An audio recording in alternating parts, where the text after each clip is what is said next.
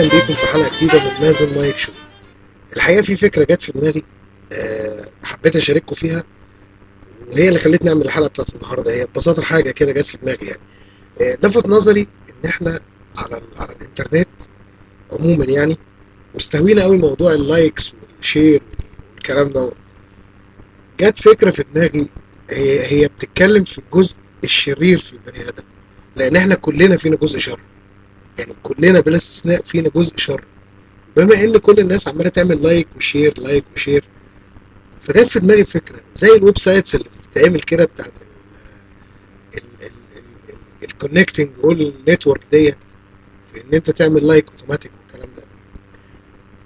ايه المشكله ان احنا نعمل نفس الويب سايتس ديت بس تعمل انلايك وديسلايك وريبورت؟ يعني يبقى ويب سايت الغرض منه الاذى، اي حد عامل لايك يتعمل له انلايك، وهيبقى الموضوع ده ممتع جدا على فكره، لان هو بجد هيجسد الجزء التاني من البني ادم اللي موجود على الارض بس على الانترنت. لان الانترنت هو العالم الموازي للعالم اللي احنا عايشين فيه على وجه الارض.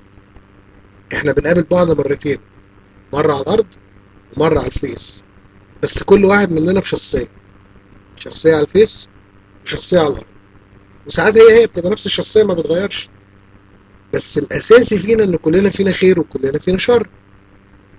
بس الشر ده هيبقى مؤذي شويه، يعمل سسبنس كده في النت. يعني انت تبقى لسه عامل لايك لبوست عجبك، تلاقي واحد مؤذي راح داخل عامل لك اللايك، يبقى الاوبشنين موجودين. هتلاقوا الناس بترخم على بعض جامد قوي قوي. اتحداكوا ما كنتش تلاقي بمعدل كل ثانيتين بني ادم يرخم عليك، لان هو ده الغرض من الحياه اليومين دول، ان احنا نرخم على بعض.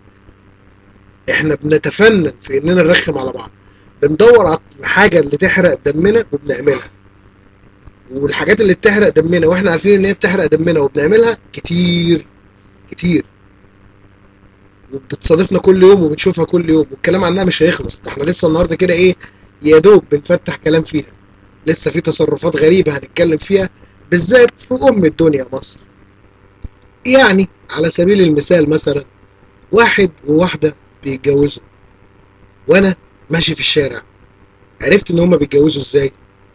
من عربيات العفش، عربيتين نقل محملين شباب لطيف عمال يطبل وبنات عماله تسقف، وحوالي 19 او 20 موتوسيكل و10 تكاتك.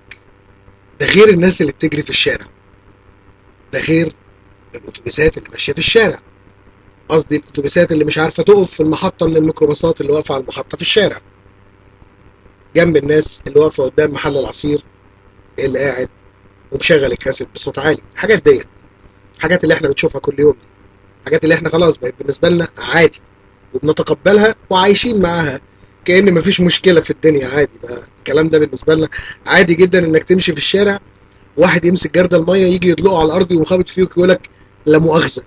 انا نفسي اعرف معنى كلمه لا مؤاخذه دي ايه، بجد ما لقيتلوش اجابه. لا مؤاخذه يعني ايه؟ لا مؤاخذه كلمه ملهاش اي معنى، وده جزء تاني من الكلام اللي ملوش اي معنى اللي بنتعامل بيه مع بعض كل ثانيه. حاجات بنقولها مش فاهمين احنا بنقولها ازاي. ده غير طبعا الاسامي وغير الحركات. ده في بصوا انا جاي لكم يا جماعه بحاجه حلوه، والفتره اللي جايه دي هسمعكم شويه حاجات جميله احنا بنعملها، انا مجهزها بس لسه لما تخلص. بس اشوفكم على خير الحلقه الجايه. خلي بالكم من نفسكم. سلام.